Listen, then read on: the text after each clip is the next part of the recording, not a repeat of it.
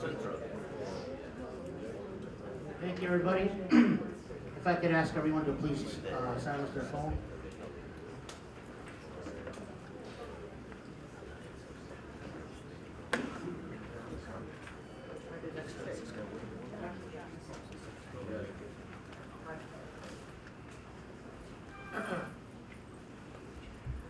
We would like to start this event with a moment of silence, please. Please join me in a moment of silence and for those who have lost their lives during the Holocaust, regardless of their ethnicity, gender, or orientation.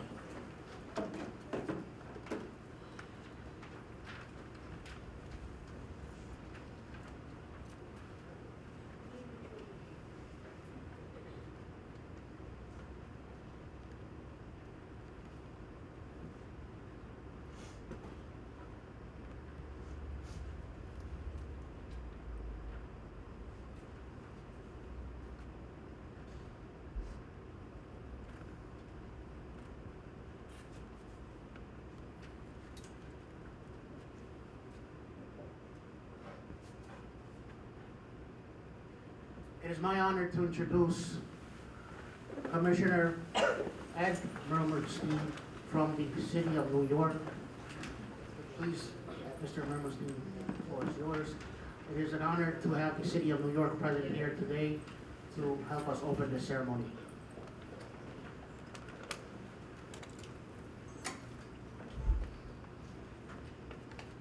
Good afternoon, everybody.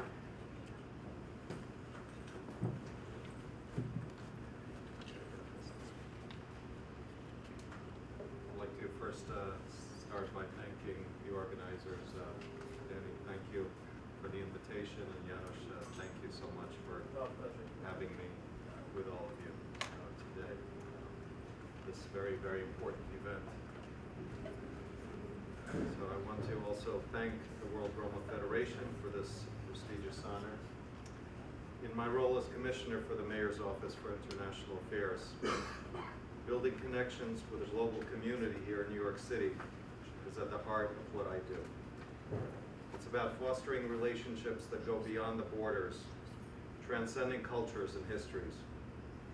Today, I also want to acknowledge the profound impact of preserving history, particularly the history of the Roma community. It's not just about the past, it's about shaping the future of our great city. Understanding and honoring this history contributes to the richness and diversity that makes New York City the vibrant city it is today. I would like to also have us come together to commemorate a solemn occasion, the 80th anniversary of the Roma Holocaust. This event holds a profound historical significance, reminding us of the resilience and strength of the Roma community in the face of adversity. The launch of the mobile Roma Holocaust exhibit is a powerful initiative to highlight the historical importance of the Roma Holocaust. This exhibit is not just about the past, it's a testament to the enduring spirit of the Roma community. As part of the diversity that encompasses New York City, it is important to understand the Adams administration's commitment to the diversity and inclusion. This commitment is present through the key pillars like the Mayor's Office of Equity, Racial Justice, the Mayor's Office of Cultural Affairs, and New York City's Human Rights Commission. These entities are not just bureaucracies. They are champions of civil and human rights, working tirelessly to ensure that every New Yorker, regardless of background, is protected and celebrated. Today, I'm also excited to share the news about a special honor from Mayor Adams in the form of a mayor's citation. This recognition holds an immense significance. The mayor's citation is not just a piece of paper. It symbolizes the city's acknowledgement and appreciation for the importance of commemorating the Roma Holocaust. It is a powerful recognition of our collective efforts to shed light on this historical tragedy and honor the enduring resilience of the Roma community. This citation serves as a reminder that our commitment to remembering and learning from history is valued and supported by the city's leadership. Together, let us ensure that the mobile Roma Holocaust exhibit becomes a powerful tool in fostering understanding and promoting the values of tolerance, inclusion, and human rights. And now I would like to read the citation.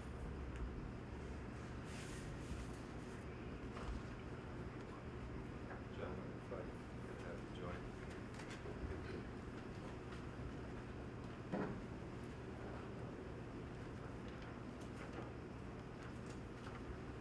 Whereas, as the mayor of the most diverse city in the world, my administration has worked to foster greater inclusivity among the cultures, faiths, identities, and religions. And I am proud to count the World Roma Federation as an ally in these efforts.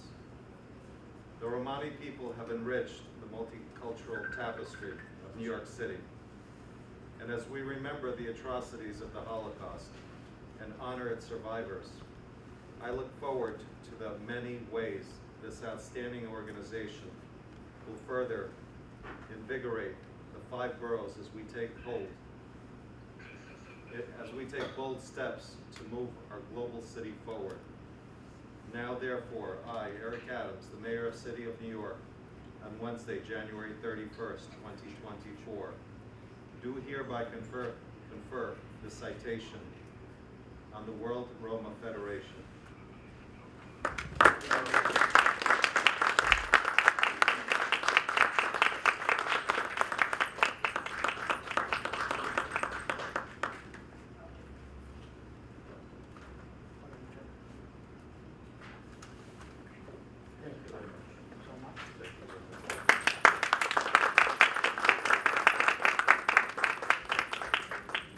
Thank you, Commissioner. We would like to thank the Mayor, Mr. Eric Adams, for his citation. And now,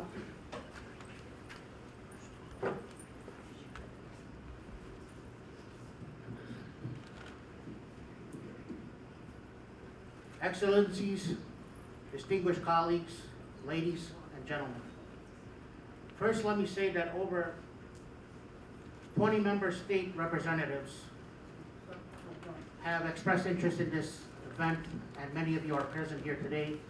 And I'd like to extend, on behalf of the Roma community and the World Roma Federation, our deepest and sincerest gratitude for your attendance here today.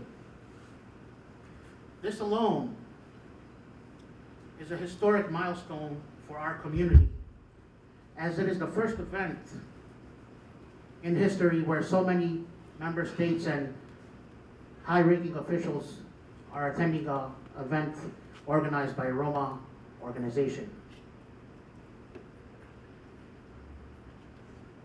As we gather today at the United Nations Plaza, across from a symbol of international cooperation and peace, we come together with a profound sense of purpose. We stand on the threshold of a significant moment marked by both remembrance and hope. Today, we commemorate the 80th anniversary of the Roma Holocaust, an event that left an unfathomable scar on the Roma community, while illuminating their unparalleled resilience and strength. The Holocaust, a horrific chapter in human history that saw systematic persecution and genocide of millions, served as a wake-up call to the international community in the aftermath of World War II. The whole world recognized the need for a global organization committed to preventing such atrocities and upholding the fundamental rights and dignity of all individuals. Ladies and gentlemen, allow me to share a deeply personal connection to this history. My name is Denny Dabobrov, and I am the Director of International Relations for the World Roma Federation, as well as one of the representatives to the United Nations on behalf of our organization. My parents, both hailing from the former Yugoslavia, were born in Serbia. In 1944, my mother along with her family, were captured by the Ustaše forces in Croatia at the time. She was just a 6-year-old girl when she experienced a harrowing chapter in her life. She vividly recalled the terrifying day when she and her entire family were captured by soldiers and forced into a train cart destined for the infamous Jasenovac concentration camp. During this horrific journey, the overcrowded train inexplicably came to a halt. It was a moment of sheer desperation, and one courageous individual within that crowded cart saw an opportunity for survival. With immense bravery, he managed to break open the door. Panic ensued as everyone inside that cart ran for their lives. Tragically, many Roma lost their lives in the fields surrounding the stopped train. In the midst of chaos, my mother's family seized the chance to evade the pursuing soldiers. My grandparents made a heart-wrenching decision, instructing the children, including my mother, to lie face down without moving as if they were lifeless. To further deceive their would-be captors, they used the blood of nearby relatives who had tragically lost their lives, covering themselves with it to create the illusion of death.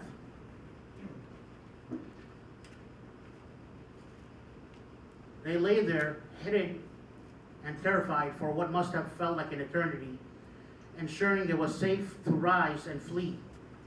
My father, on the other hand, was sent off to Hungary to hide at his relative's home around the same time, because his parents found themselves always on the flee, always on the run, fearing for the worst. These harrowing experiences, etched into my family's memory, is a testament to the unimaginable resilience and strength displayed by Roma during the darkest times in our history. Today, as we remember the tragedies of the past, we must also acknowledge the trials that persistently confront the Roma community today. The haunting memories of Kosovo in 1998, where nearly 130,000 Roma were forcibly displaced, seizing and burning 14,000 homes and properties, committing heinous acts of violence, including murder, rape, and beatings, as they moved from one community to another in a planned operation under the cover of the conflict that raged across the province in 1998 and 1999. These events serve as a stark reminders of enduring challenges faced by the Roma community today. Ongoing evictions and many other injustices across Europe underscore the continued struggle against discrimination and prejudice. Yet within these challenges lie opportunities to learn, opportunities to grow, and to unite in our pursuit of a more inclusive and just society. The World Roma Federation has steadfastly championed the rights and recognition of the Roma people, advocating for a world where awareness is translated into tangible change. Our approach is collaborative, working hand in hand with governments, international organizations, and local communities. We are committed not only to raising awareness, but also preserving the rich Roma culture and advancing educational initiatives and advocating for policies that promote equity. Central to our mission is the Global Romani Coalition, a coalition initiated by the World Roma Federation with over 32 NGOs spanning 17 countries and growing. This coalition stands as a beacon of hope and change aligned with the universal principles of human rights. Our aim is to elevate the influence of the Roma community in global politics, advocating for their rights and ensuring their voices resonate in the pursuit of social justice on the international stage. As we embark on this journey together, guided by the principles of the Sustainable Development Goals, we recognize the importance of leaving no one behind. In the remaining 6 years of the 2030 agenda, we must intensify our efforts to ensure the inclusion of the Roma community alongside all marginalized groups in our vision for a sustainable and equitable world. This evening, I extend an invitation to each of you to join us in this mission. Your support, insights, and collaboration are invaluable in our quest to create a future where diversity is celebrated, human rights are upheld for all. Through partnerships between intergovernmental bodies, international bodies like the World Roma Federation and the Global Romani Coalition, we can address global challenges and achieve the Sustainable Development Goals. Let us depart from this gathering this evening with a renewed commitment to understanding, empathy, and action. Let us work together to ensure that the lessons of the past guide our actions in the present, leading us toward a future defined by equity, justice, and peace. Thank you all, excellencies and dear colleagues, for gracing this important event with your presence, and thank you for your continued support in our shared endeavors. Together, we can transform today's challenges into the achievements of tomorrow. Thank you.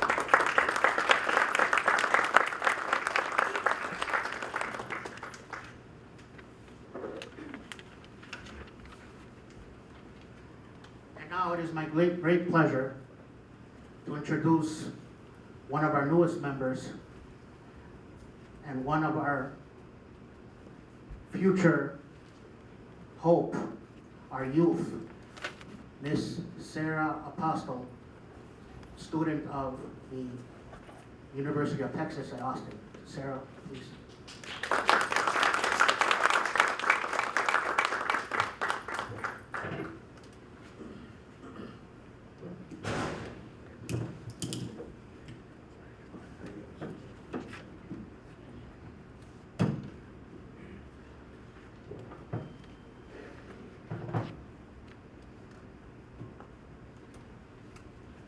Well, thank you, Denny, for the wonderful presentation, and thank you to everyone that has made it here today.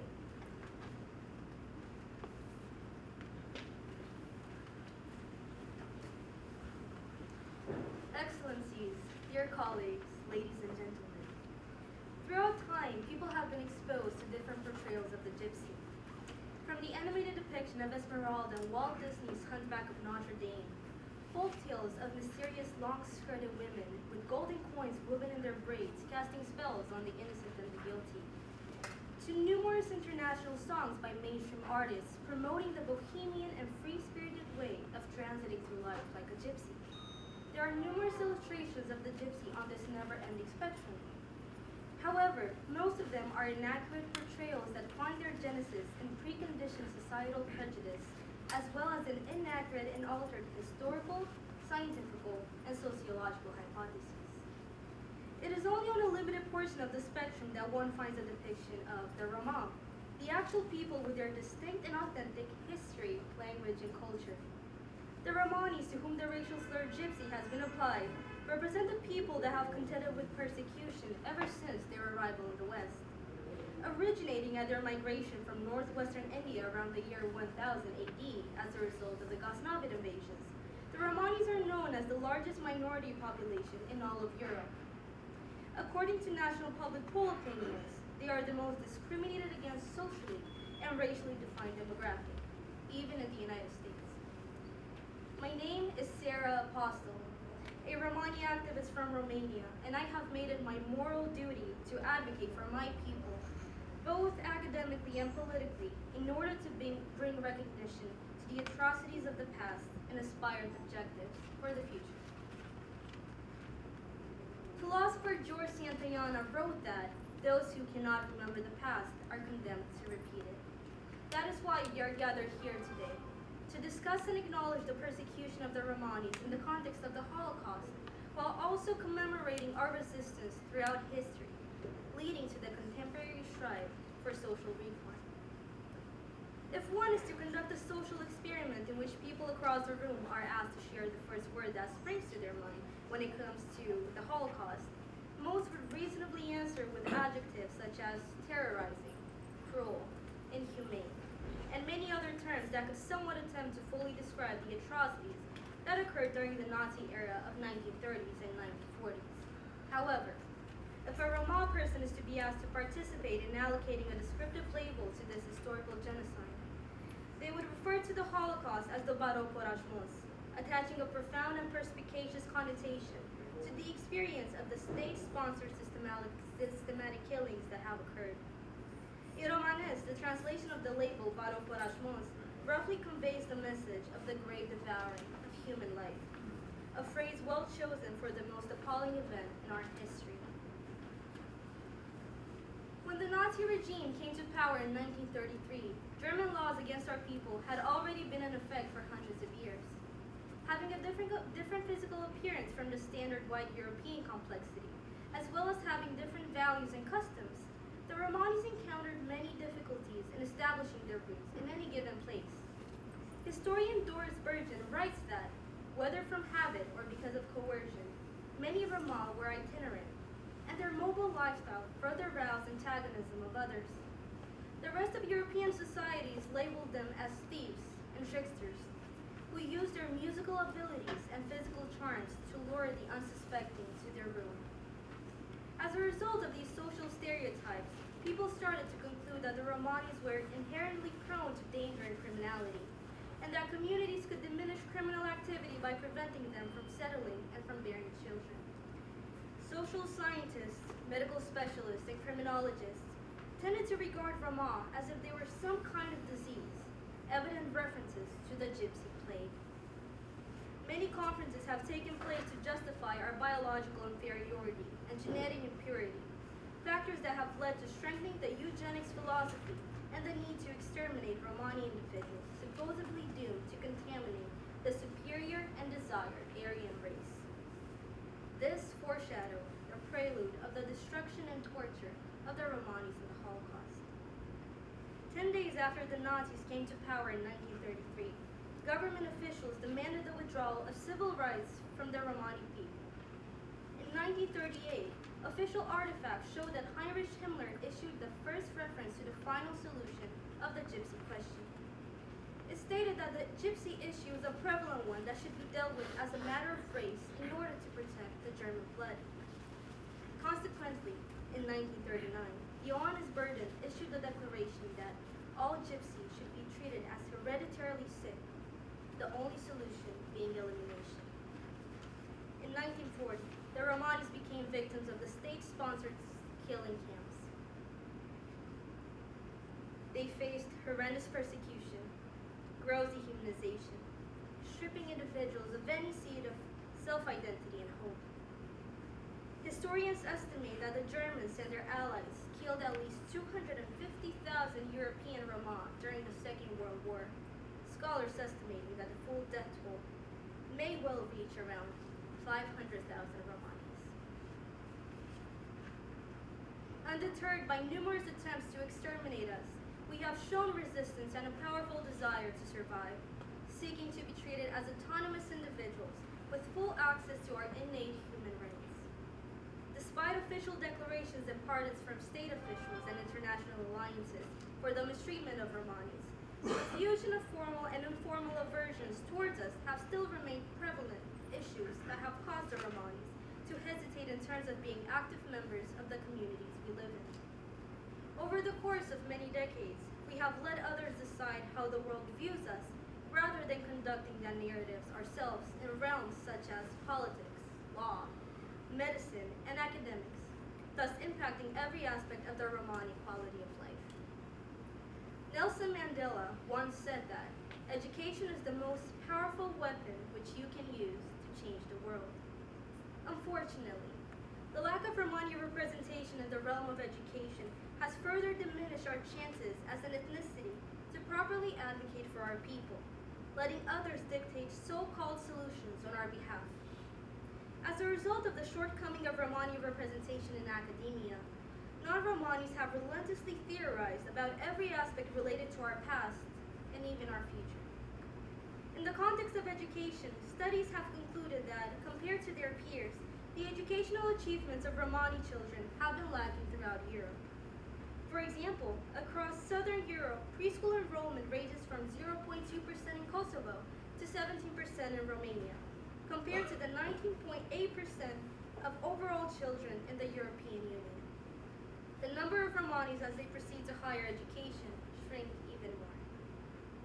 Fear of a hostile environment limits the desire of Romani families to allow their children to enter state-sponsored schools, in fusion with socioeconomic factors inhibiting such possibilities.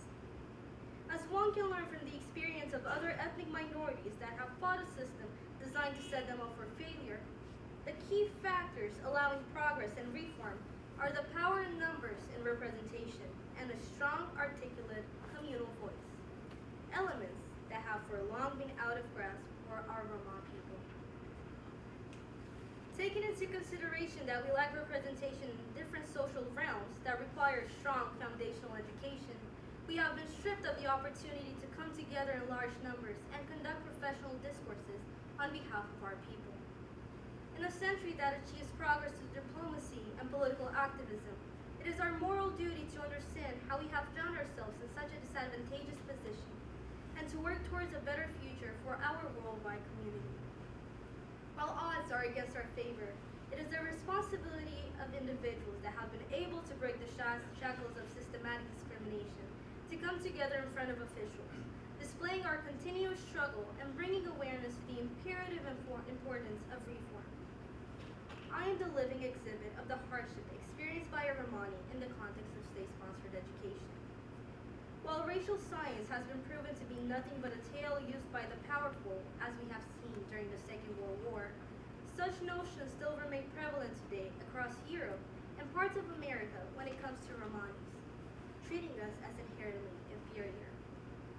From a young age, being the only girl with big brown eyes, deep olive skin, and thick dark braids in a classroom full of fair-skinned children made me become an easy target for bullying. This opened the possibility of continuous harassment from both my peers and educators, making me constantly feel like a perpetual outsider. I was encouraged to terminate my school attendance through different tactics used by my surrounding collective. From being called racial slurs to ongoing harassment, I have faced them all, and there was no system to shield me from such grave violations of human rights and decency. I made a solemn promise to myself to overcome all hurdles that have been imposed on my journey and to work hard enough, ensuring that future generations will have a better treatment than I did. With diligence, I have managed to exceed all my limitations and become one of the youngest international Romani scholars of this decade. My determination opened doors both academically, socially, and politically. However, everything that I have done has not only been for myself, but I dedicate my hard work to all Romanis that have shed tears and have been made to feel less humane and incapable, when in truth, they have the capacity to deliver fantastic outcomes for both themselves and their communities. Working with organizations such as the World Roma Federation, Roma Education Fund, Harvard Roma Department, and the University of Texas at Austin have been pillars in which I have invested to carry out proper aid to those in need. However, my journey does not stagnate with what I have currently achieved. It is just beginning. In today's society where the power of the pen is placed above all else, activism on behalf of one's people must be conducted accordingly. Opportunities to come together with state officials and make our voices heard are therefore vital, not just for the acknowledgement of our history and the current status quo, but to also bring awareness to the immediate need for action. For too long, our voices have been stifled and our cause disregarded. But as we find ourselves here in front of the United Nations and the rest of the world, we are able to speak out loudly about our history, bringing awareness to the genocide of our people. A genocide left out of millions of pages of history books. A genocide that still has repercussions up to today's date. Recognition is the first step that paves the path towards progress. It is now the noble task of each individual to take this case into consideration and to add their personal contribution, further paving this road towards a better world for the Romani community. all over the globe. Romani scholars such as myself and others before me have been able, through exposure to academic settings, to further recognize our people's struggles and engage in proper advocacy with the scope of creating better opportunities in different countries. However, it has not been enough. To honor the lives of the Romanis that have been persecuted and mistreated, we must all come together and find a deeply rooted driving force. I ask you to join our cause, taking a step towards the right direction, mending the wrongs of the past that still follow us into today's society. In my experience, it has been my deep sense of justice that has served as a fuel for all of my accomplishments and all the work I have invested. My sincere sense of right and wrong has given me a reason to not only wish to take action in the face of injustice, but to also aspire to attend a world-renowned law school, becoming possibly one of the first Romani females to reach such heights.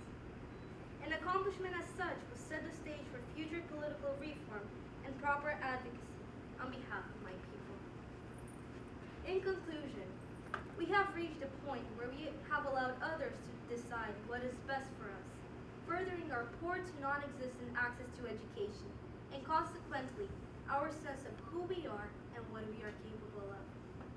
By striving for our children to be active members of society through education, we will acquire our own authentic voices. Strong voices lead to conducting plausible discourses, resulting in proper and well-informed social and political advocacy. We have been subjected to narratives associated with us, but not representative of us, for centuries. The Romani spirit is a spirit of strength and survival. And as a people, we are taking back our identity from mainstream songs and stories, moving forward with education and determination as our banner. Let our children be stripped of fear and hostility, and let them pay their moral dues to our people by providing the status quo wrong. We are smart, we are strong, and we have the potential. We owe it to our ancestors that have died, survived, and resisted for over a millennium. Let us get together and show that their sacrifices have not been in vain. Deja sare sariek, romale ironiane, de devle sangle. Tehara siamaroges. Thank you.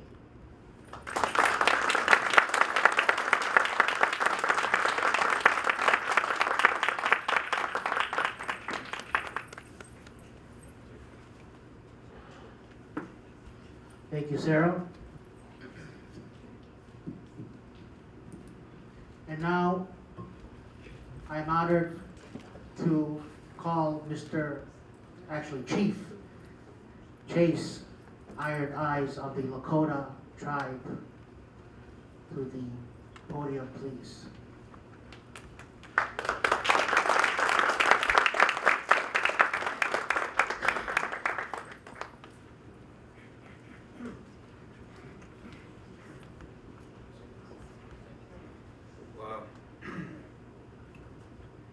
Yapi kola iyuha ichichab lila daya hipelo. Chase Iron Eyes imachab. My name is Chase Iron Eyes, and it is my distinct honor and privilege to be welcomed here by the World Roma Federation, Denny and Janos, and all of the good people, the good brothers and sisters who have survived up until this day. My people, my nation, the Lakota Nation, or the Sioux Nation, shares a lot of commonality in your struggle for human dignity. And I want to thank the delegate from the New York City Council for coming here on behalf of the most diverse city in the world. I prepared for some remarks for you, and I would like to reference them. But when my dear friends reached out to me and let me know that this was happening, the 80th memorial of such heavy times, it was my duty to come here and to present the solidarity of the great Sioux Nation, the Ocheti Shakowee, and the indigenous nations of the Western Hemisphere. I knew that this was a profound moment of potential for nation building and bridge building between our peoples. As indigenous nations, we share a destiny with all of those who seek liberation, sovereignty, and the revival of their languages and respect for their worldviews. We share in that mission to simply live in peace, to seek dignity, and to know what it's like to live outside of the dynamic of oppression. Throughout our history, the Sioux Nation has expressed its sovereign authority in many forms, including here at the United Nations. We've championed the United Nations Declaration on the Rights of Indigenous Peoples, which is a lifelong endeavor that began when our predecessors first traveled to Geneva, Switzerland in the 1970s to press the issue of indigenous sovereignty. This included luminaries such as Chief Frank Foolscrow, Virgil Kilstraight, Francis Hecrow, Russell Means, Phyllis Young, and Orrin Lyons, some of whom are still with us, but many who have departed, and many others who have carried the coals of our ancient fires. I hail today from the land of the sacred Black Hills, representing the Wanahi Oyate, or the Ghost Nation, and the legacies of my forefathers, which have survived relentless attempts to erase us from the face of this earth, much like those in the room today. Your presence here is a living testament to our resiliency. Where I live, our sacred sites have become tourist attractions. Our ability to practice our sacred ceremony is restricted in the United States national parks and state parks. We are captives of history. We are a people forgotten, and throughout our history, we've only defended ourselves from intrusion and disturbances of our peace. And I stand before you today alongside the World Roma Federation, seeking that peace, a peace that is our sole right and desire throughout. We deserve lives of dignity, just as those who have come before us and those who are coming after us, like the young visionary here, Sarah Postel. I stand here under the guidance of our traditional chiefs and under the authority of those who signed treaties with these United States. I stand here on behalf of our sacred medicines, our matrilineal authorities, for me, the Buffalo Nations, and the Holy Eagle Staffs, and our confederacies. Despite suffering and perilous policies and current efforts aimed at our erasure and our extinction, we are still here. Nahakshi Wa'ualo, we are still here. The Roma people, like us, seek nationhood, sovereignty, and dignity. We have both been dehumanized by the persistent policies of colonial regimes.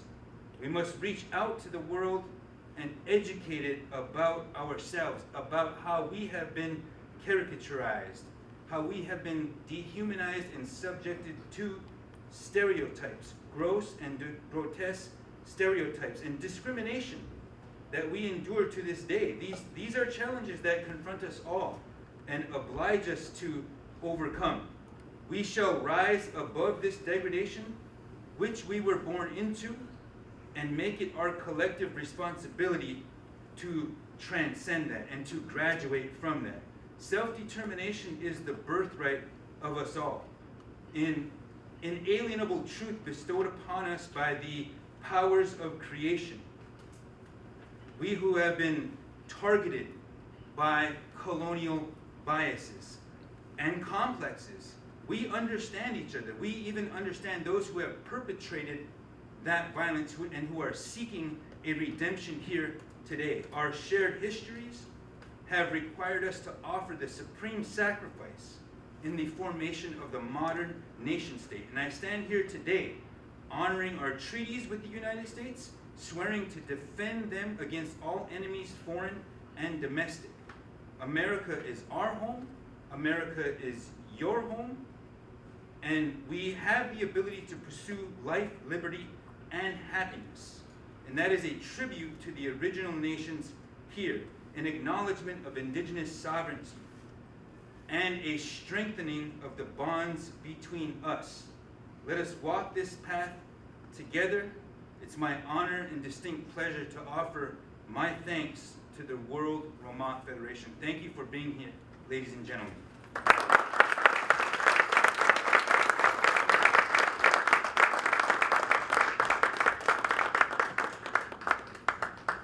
Thank you, Mr. Iron Eyes. Let me just say on behalf of the World Roma Federation and the Roma community, we really appreciate our brothers and sisters in the original nations and the indigenous communities as we share very similar struggles. And now, ladies and gentlemen, I'd like to introduce Mr. Ken Cosentino, our newest member of the World Roma Federation and also a member of the Roma community.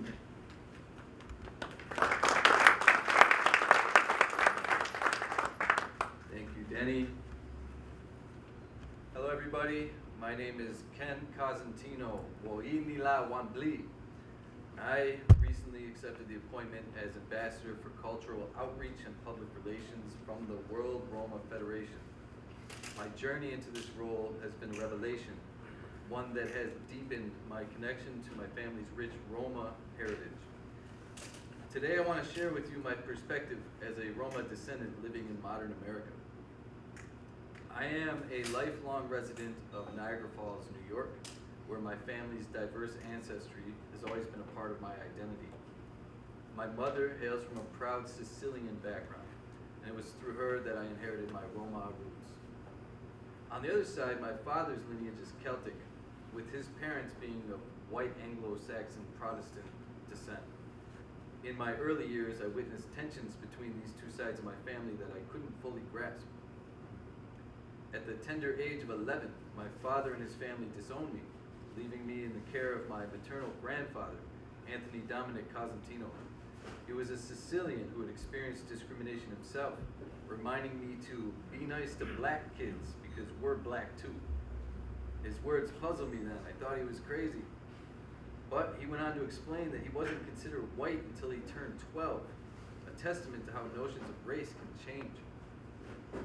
My grandparents, Anthony Cosentino and Lucia Galvo, recounted stories from their youth growing up in Niagara Falls.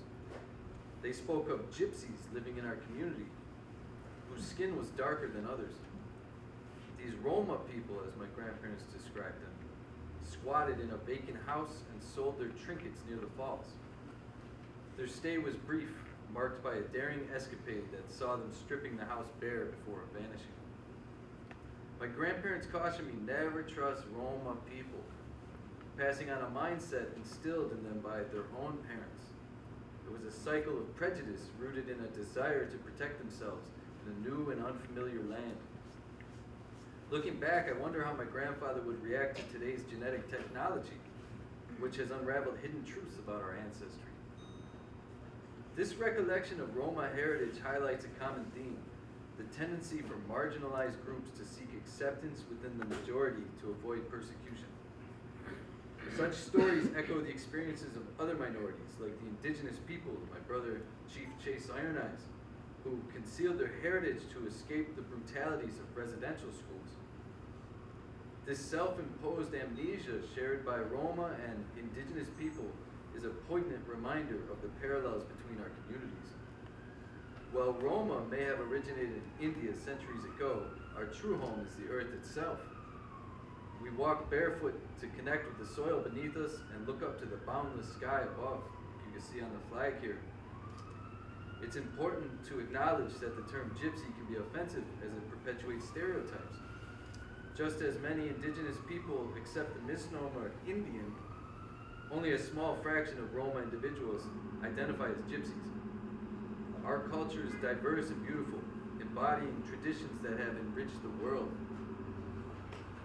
Growing up, I didn't always fit in with the white kids. Like Sarah, I was bullied by them. Just something was different about me. It was clear that I wasn't like them. However, the original people of this continent, particularly the Haudenosaunee or Iroquois and the Lakota people, welcomed me in with open arms and hearts, allowing me to find my place. My experiences have also exposed me to the stark poverty on the Pine Ridge Reservation, where Chief Chase Iron Eyes lives, in South Dakota, and the challenges faced by the Tuscarora, Mohawk, and Seneca people who are from back home, the Western Door. These experiences have reinforced my belief that all human beings have the right to clean water and the freedom to practice their cultural and spiritual traditions without any interference. Today we gather here to strengthen the bond between Roma people and indigenous nations, united by our shared experiences and our commitment to preserving our cultures and to pay tribute to those who were lost in the Holocaust. We're all one family on this earth, and together we can honor the rights and dignity of all marginalized communities. Thank you all for joining us in this important journey of unity and cultural recognition. I'd also like to thank the World Roma Federation, all their hard work for hosting this important event. I'd like to thank Chief Chase Iron Eyes for being here and traveling here, and also our great Chief Bear Cross of Wanagi Oyate from Kyle, South Dakota, for sending his support. Thank you. Mitakuye Oyasu.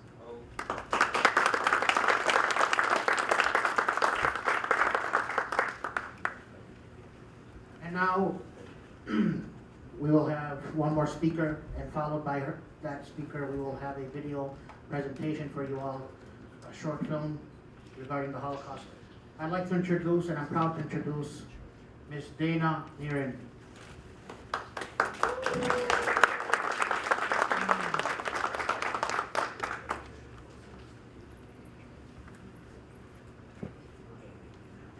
It's great to be here. Thank you so much, Jenny. Thank you so much, Janos. I really appreciate this honor. And to all of you, thank you so much for being here today. It means so much to me and to all of us who are here in this room. Thank you. It's a well-known fact that 6 million Jews were murdered during the Holocaust. It's a much lesser known fact, however, that the Romani population suffered in a very similar way as Jews during the darkest time in our history. The trials at Nuremberg were conducted to gain justice for the Jews that had been murdered and for those who had suffered in concentration camps.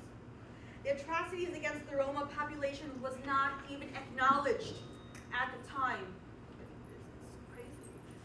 It's only in very recent times that the world has become aware of the Romani experience during the Holocaust. The many that were murdered and the many that had suffered atrocious, degrading, soul-crushing experiences in concentration camps. It is an important moment in history that there is now an exhibit to commemorate the Romani experience during the Holocaust. What much of the world doesn't know is that the Holocaust wasn't just a war against the Romanian Jewish population, but against the entire population that did not fit the Aryan ideal.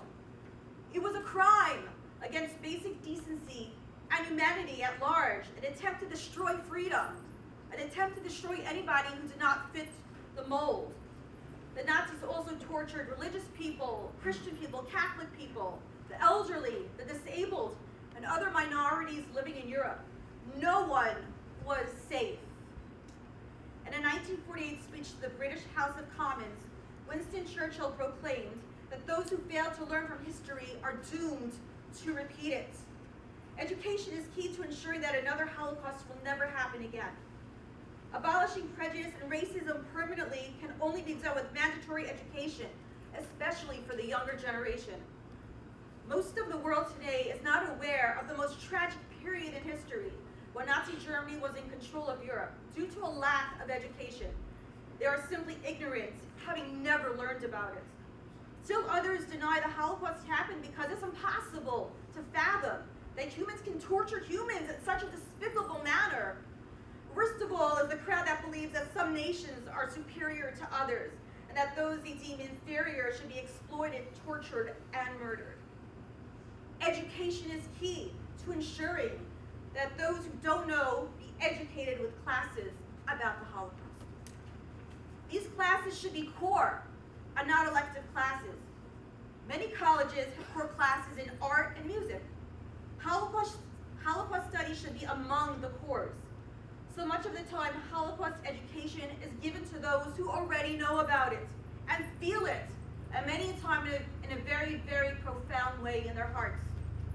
Education is key to ensuring that those who don't know learn and learn fast, as hatred for dissimilarities is spreading like wildfire in this world. Strict policies need to be instated and reinforced on all social media platforms so that racists and haters are not given the ability to spew their words and attitudes of prejudice and destruction. Prejudice is not an inborn trait. It's a learned attitude. Family, school, peer groups, and social media are all responsible. People who are looked up to in society for their celebrity status are currently being given carte blanche to post and say ugly and destructive things about those they are personally prejudiced against. We must combat the hatred and stereotyping that is so rampant in this world by educating the ignorant and punishing the perpetrators. What kind of world are we living in today? Core classes in Holocaust study as well as educational exhibits will go a long way in showing what happens when hatred and prejudice are tolerated and accepted in global society. I specialize in humanistic psychology and believe in the ideology that we are all born with an ability to love and show ourselves and others unconditional love, compassion, and kindness. These innate gifts are realized only in the present moment. Too much of the time, the environment we are living in conceals this potential, and we lose our way as we start to allow the environment to tell us how we should feel about ourselves and others. I believe offering classes in humanistic psychology to remind us of our true and inner greatness is also key to a world of peace, love, and tolerance. Compassion, love, tolerance, and peace begin on a cellular level. Each and every one of us has it within us to be at peace with ourselves, to love ourselves, to have compassion for ourselves, to have compassion for other people, to actualize on our potential, and be the best possible people that we can be in this world. Sometimes the environment covers that up. Sometimes our environment, our homes, our schools, sometimes grandparents, peer groups. What do they do to us? They say, no, you gotta hate on this one. No, you gotta hate on this one. No, you're no good. No, you're no good. What happens when people are told that they're no good? They start to hate on other people. The second that you are told in your own family or in your own school that you are inferior, you start to see who you can find that maybe perhaps you can consider inferior. It's an extremely crazy idea, but it's true. It's absolutely true. So compassion, love, tolerance, and peace begin on a cellular level and then are brought in to include those around us, who then affect others in chain reaction. The second that we are loving ourselves, and accepting other people, we get to role model the change that we wish to see in the world. You think it's no real big deal, so maybe at Starbucks, whatever, and I let somebody get ahead of me online. To you, it's really no big deal. To the person who you allowed to get ahead of you online, that's humongous. That's humongous to them. That makes their day. If that makes their day, it's going to make other people's day as well, as it's a chain reaction. Positivity is a chain reaction. So much of what we show to others is a model of how we feel about ourselves. Inner turbulence creates outer turbulence. Inner peace and harmony create outer peace and harmony. It's true, what you feel about yourself inside, you eventually create as your reality, and you start to affect the reality around you. I recall reading about a study that was done not too long ago. 100 people were asked, if you were in a concentration camp and you had a choice to either be the Nazi or the inmate, which one would you choose to be? The vast majority, over 90% of the population said, I would so much rather be the inmate. Why would I rather be the inmate? I'm going to be tortured because I do not want to torture other people. 90% of the people asked, out of 100 people, said, I would much rather be the inmate and suffer desperately. People are surprisingly receptive to kindness from others that they don't know. A year and a half ago, I did what I call the fruit platter study. A friend of mine had a wedding reception at Brooklyn Bridge Park. By the end of the festivities, we had so much extra fruit left over, and there's a limit to how much fruit you can take home with you. So I decided to walk around the neighborhood, Brooklyn Bridge Park and by Manhattan Bridge, on my Brooklyn Heights. I decided to walk around the neighborhood offering people I didn't know complimentary fruit. What I discovered was that 95% of the population was so happy to accept the fruit. And I'm like, oh my gosh, like maybe like 10%, 20% of people are going to say, oh, this is a good idea, taking fruit from a stranger. But I was walking around that neighborhood, and about 95% of the people were so happy to accept the fruit that I was offering to them. They were all, thank you, this means a lot to me. This means a lot to my family. This means a lot for humanity. The fact that you are willing to just share your fruit with random total strangers. Only 5% of the population that I offered the fruit to, they said, no, please, go away. They're real scared. They're the mask-wearing population, and they're also like, no, don't, the stranger, who even knows what could be in there, poison, whatever. What I learned from this study was that people actually desire open, warm communication with their local family. Time to stop the hatred, the intolerance, and the suspicion cycle. My beloved grandmother, Giselle Freschel, taught me that it doesn't pay to hate a hater. A family she grew up close to in Kiel, Germany, helped her to escape after Kristallnacht in 1938. Most of the family was kind, loving, tolerant, and determined to help her reach safety. In that family, however, there was one son who had fallen in with the wrong crowd and wound up becoming a Nazi, terrorizing others in a concentration camp. This son had a daughter who became paralyzed, completely paralyzed, 100% in an ice skating accident. When my Oma told me this story, at first I said, good, you get what you deserve.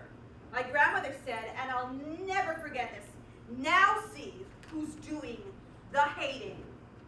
You cannot fight hate with hate. You fight hate with love. We're all God's children. We're all equal.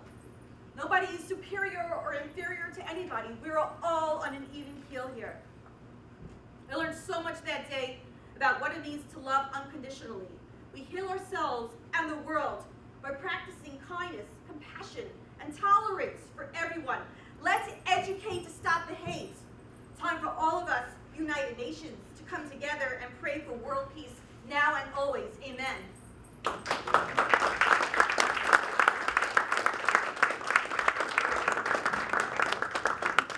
Thank you, Dana. And now, a short film presentation. I would like everybody to please pay attention and please silence your phones. Go ahead, Michael.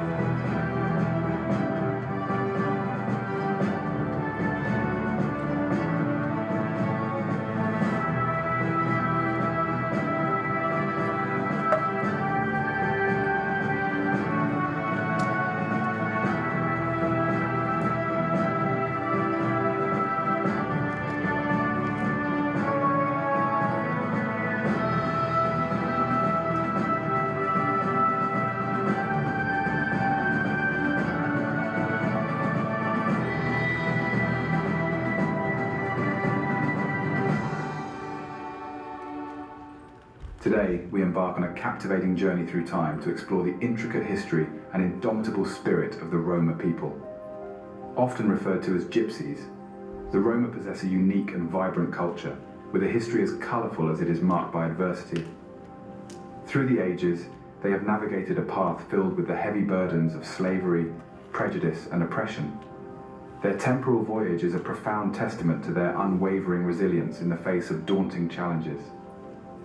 The origins of their suffering trace back to the Middle Ages, a dark period when they were subjected to centuries of enslavement in Eastern Europe. This oppressive servitude persisted for hundreds of years, condemning them to a life defined by hardship and injustice. Even though slavery was officially ended in many European countries during the mid-19th century, this significant change didn't put an end to the ongoing hardships faced by the Roma. Discrimination continued, pushing the Roma to the fringes of society and keeping them economically disadvantaged. As we examine historical footage from the early 1900s, it becomes quite clear that their living conditions improved only slightly, mainly in terms of their clothing. As the 20th century began, a dark period unfolded with the rise of Nazi Germany. The persecution of the Roma people, which reached its most horrifying point during the Holocaust, was fueled by long-standing prejudice and hatred that had persisted for centuries. Today, we delve into this compelling story, taking a journey through history to uncover the truths of the past and the valuable lessons it offers for our present and future. Before the threatening shadow of combat fell upon Europe, the Roma people experienced a complex and diverse existence, far removed from the whimsically romanticized singing and dancing gypsy depiction often propagated. Their historical narrative was punctuated by struggle and resilience. It was not just a symphony of music and dance. Their connection to the land was profound and rooted, yet their existence was far from tranquil, marked by challenges and adversity often overlooked or dismissed. But as the 30s waned, this way of life faced an imminent threat with the ascendancy of Nazi Germany. The rise of the Nazi regime brought about a wave of systematic discrimination and vilification against the Roma people. They were singled out, both officially and unofficially, as a target for prejudice, persecution, and marginalization. Pseudoscience played a pivotal role in this process, relegating the Roma to a dehumanized status and painting them as a menace, a disease to the Aryan society. The settlement of Romanis across Europe was maliciously referred to as the Gypsy Plague, a term that fueled fear and prejudice and provided a warped justification for the regime's heinous acts. The Nazi regime reacted to the so-called Gypsy Plague by implementing state-sponsored discrimination, zeroing in on the annihilation of the Romani race. The aim was a macabre form of ethnic cleansing, a perverse pursuit of an ideal world characterized by the dominance of pure superior Aryan genes. The complex and diverse culture that had once found strength and resilience was now battling for its very survival, caught in the crosshairs of a brutal, hate-driven campaign. As Hitler's regime cast its dark shadow over Europe, both the Roma and the Jewish communities were engulfed in the storm of Nazi persecution. The vibrant tapestry of Roma life, rich in color and culture, began to unravel under the weight of Nazi oppression. Under the strict racial doctrines of the Nazis, the Roma, much like the Jews, were systematically classified as racially inferior. This labeling not only stripped them of their fundamental rights, but also perverted their rich cultural heritage into a pretext for eradication. While the term final solution has predominantly been associated with the Jewish Holocaust, historical records reveal that Nazi policies were also decisively aimed at the complete elimination of the Roma people. Their homes, their means of living, their very standing in society were all harshly taken away. The laws which once protected them were now used against them, and their cries of dissent were muffled by a surge of zealotry and abhorrence. Their world was turned upside down, and a palpable sense of doom permeated the atmosphere.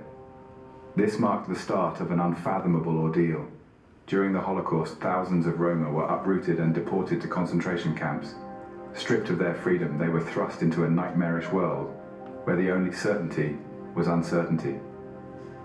Within the confines of these camps, the Roma endured the depths of human cruelty. They were forced into grueling labor, their bodies pushed to the brink of exhaustion under the relentless watch of their captors.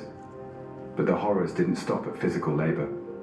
The Roma were subjected to brutal medical experiments, their bodies considered nothing more than vessels for inhumane scientific curiosity. And always looming was the specter of mass executions, a chilling reminder of the deathly fate they could meet at any moment. Amidst this bleak reality, the Roma clung to hope and resilience. Stripped of their rights, they held on to the one thing that couldn't be taken, their will to survive. Each day was a battle for survival in the most harrowing conditions. In the depths of human cruelty, the indomitable spirit of the Roma shone through. Amid the Holocaust, their endurance manifested in extraordinary ways. The Nazis aimed to destroy their identity, but the Roma reacted with a quiet, potent resistance, tightly clutching their rich culture. Their music, language, and customs remained a light of hope against the enveloping gloom. Their tenacity extended beyond quiet defiance. Some dared to rise against their captors, bravely risking all. In the face of unparalleled trials, they made the choice to resist, their deeds reflecting the relentless human spirit. Often overlooked, these narratives form a key part of our collective history. Even in the direst circumstances, they fostered a spark of hope, envisaging a future where their spirit could once again be free. These stories, while often overlooked, are a crucial part of our shared history. Amidst the darkness, they nurtured a glimmer of hope, dreaming of a future where their spirit could once again be free. The war's end did not immediately erase the scars of the Roma people. They were left to grapple with the remnants of a shattered past, their lives irrevocably marked by the horrors they had endured. As Europe began to rebuild, the Roma faced their own uphill battle, the struggle for recognition. Suffering, long cloaked in the shadows of history, was often overlooked. Yet they persevered, their voices gradually rising above the din of silence. It was a long, painstaking journey, fraught with challenges, but it was a journey they were determined to undertake. It did not come easily. It took time, persistence, and an unwavering resilience to bring their story into the light. Memorials began to dot the landscape, silent reminders of a past that must never be forgotten.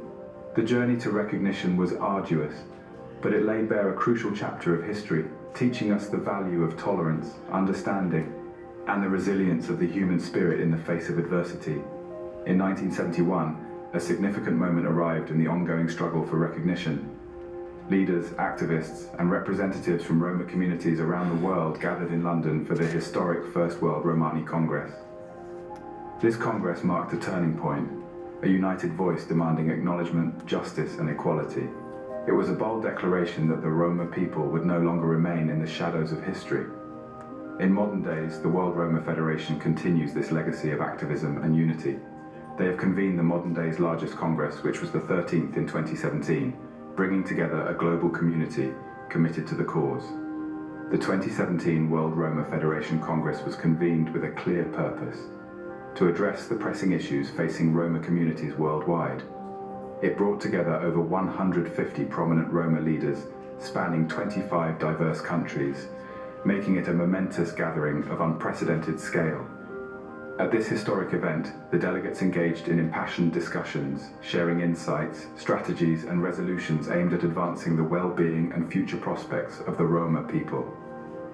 President Janos Stoica, the esteemed founder of the World Roma Federation, played a pivotal role in this Congress.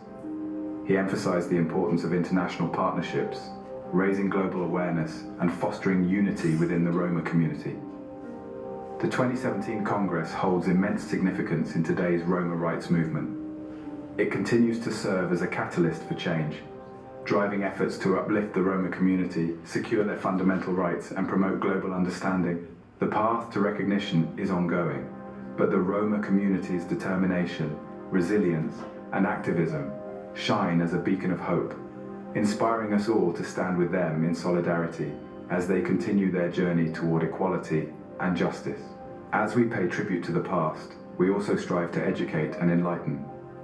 While the Roma have endured the unimaginable and contributed to our shared history, their journey is far from over. Today, they continue to face numerous challenges that demand our attention and support.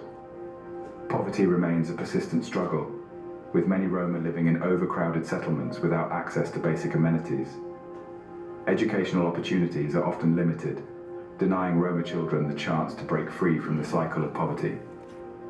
Discrimination remains an unfortunate reality for the Roma community. Across Europe, they encounter prejudice, unequal access to education, employment and healthcare, and housing disparities. This discrimination perpetuates a cycle of poverty that many Roma families find themselves trapped in.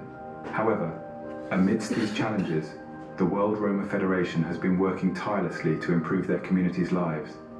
They advocate for equal rights, access to education, and an end to discrimination. Their determination echoes the resilience of their ancestors who persevered through the darkest times. Amidst the darkness, the indomitable spirit of the Roma shines through. Their vibrant music, dance, and traditions are a testament to their unwavering resilience. They continue to enrich Europe's cultural tapestry, reminding us that their heritage endures despite the trials they've faced. As we shift our focus to solidarity and support, remember that today, as we recall the past, we must also stand in solidarity with the Roma community. It's not just about acknowledging their history, but actively working to ensure a better future. Let's strive for a world where discrimination and poverty are replaced with equality, understanding, and opportunity for all. Together, we can help the Roma people overcome the challenges they face today, and together, we can build a brighter future, where the spirit of the Roma remains an enduring source of inspiration. As we come to the conclusion of this enlightening journey, we invite you to make a significant impact. The World Roma Federation is a beacon of hope for the Roma people. Our mission is clear: to champion Roma rights, preserve their rich heritage, and unlock their potential. Our vision: a world where every Roma lives with dignity, respect, and equality, contributing to a thriving global society.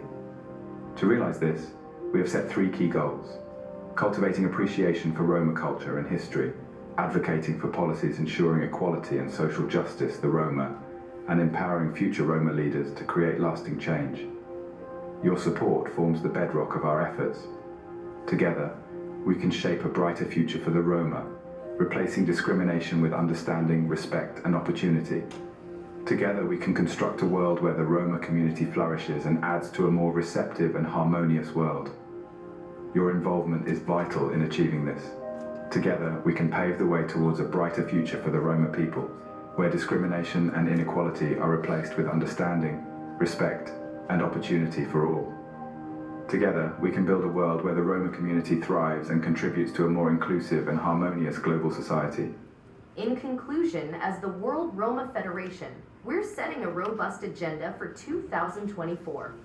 Foremost on this agenda is a focus on broadening the reach of the Roma Holocaust exhibit, an endeavor to ensure the endurance of its resonate teachings on an international platform. Passionately, we intend to strengthen partnerships with member states, aligned with the targets of Sustainable Development Goals 10, 16, and 17. By resolutely working side by side, we can promote an inclusive, equitable existence for all. Moreover, we're resolved to bolster our participation at the United Nations. The aspiration here is to affirm a dedicated major group for Roma, located within the major groups and special stakeholders mechanisms. We have an existing coalition of 31 non-governmental organizations with representation in 17 countries so far. The impending launch of the WRF Heritage and Culture Institute represents a key juncture in preserving and highlighting our unique history, culture, and heritage, while at the same time empowering our communities by mentoring our youth, teaching NGO best practices, and last but not least, our classes on the Universal Declaration of Human Rights and a Human Rights Instructor Certification Program. This venture contributes to our unshakable commitment to safeguarding the rights and welfare of Roma communities globally. Lastly, in our commitment to leave no one behind, we aspire to create change drivers within our communities around the world by implementing a community mentorship program. These measures embody our steadfast dedication to uplifting Roma communities. This is why we need your support. We invite you to visit our information table to learn more about us, how you can support us, and more facts about the Roma community. Thank you for watching. The rest of the programming will begin shortly.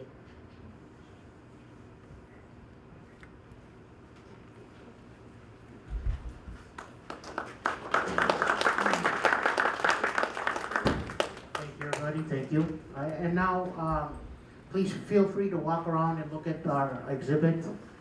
We have our book collection there next to the silent auction items. We have these displays. Please familiarize yourself with them. And in about 10 minutes, we will start our panel discussion for those of you who would like to stay.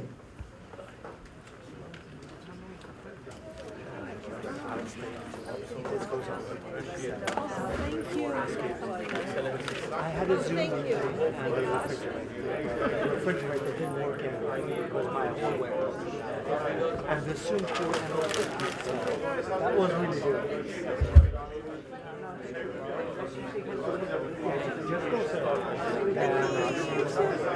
Yes, yes.